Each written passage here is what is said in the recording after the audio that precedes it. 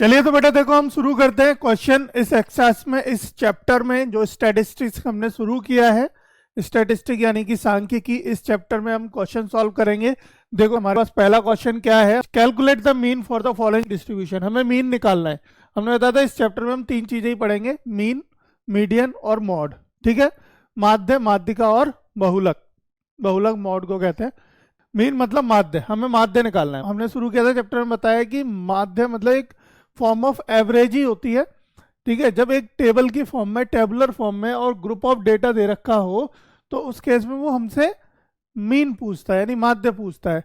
Normally अगर कोई data दिया गया होता है तो उसमें हम एवरेज निकाल लेते हैं। अब यहाँ पे कुछ इस तरीके से डेटा दिया गया है। देखो दो रोज में डेटा दे रखा है, ये रोज है हमारे पास, रो 1 और रो 2। ठीक है, अब हमारे पास क्या दिया है, देखो x की वैल्यू इधर लिख लेते हैं। मैंने एक और टेबल बना लिया ब्लैंक समझाने के लिए। देखो कैसे करते हैं इसको। तो हमें दे रखा है 5 6 7 8 9। ठीक है, 5 6 7 8 9।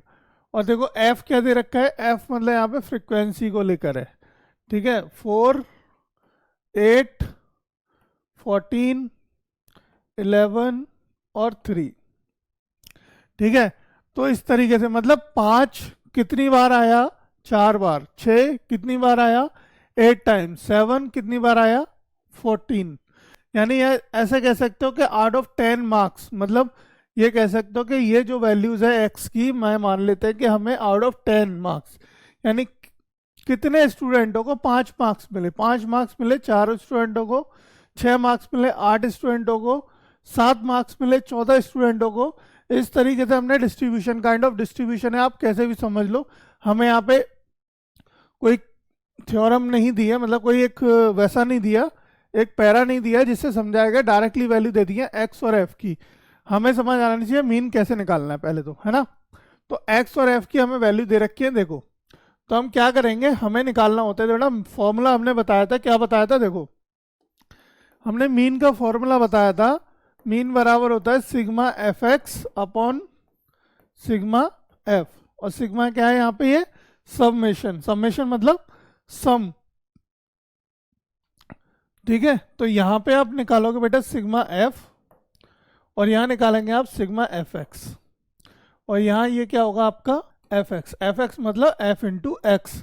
यहाँ पर आप एफ एक्स की वैल्यू निकालोगे तो निकालिए। देखो एफ इंटू एक्स करना है, तो 5 चौक 20 हो गया, 8 छिंग 48 हो गया, 14 सत्ते 98 हो गया, 11 अट्ठा 88 हो गया, 9 ती 27 हो गया। ठीक है, क्लियर। तो ये आ गया एफ एक्स की वैल्यू सारी मल्टीप्लाई करके। अब एफ एक्स समेशन मतलब हमें सम करना है एफ एक्स की जितनी वैल्यूज हैं उसका, और एफ की फ्रिक्वेंसी जो एफ दे रखा है उसकी वैल्यूज का सम करना है। तो देखो सम करो, आप सम करो इसको। 8 और 4 12, 12 दूनी 24 और 2 26, 26 और 14 कितने हो गए, 40। कितने हो गए बेटा, 40 हो गए। ठीक है, इसको सम करो। 8 थी 24, 24 और 7 कितना हो गया आपका, 31 का 3। ठीक है, ऊपर 3 5 9 दूनी 18, 18 26, 26 और 2 28। नहीं 31 का 1 आएगा यहाँ पे, 31 हुआ था 1 2 8 मतलब 28, 281 आ गया। क्लियर।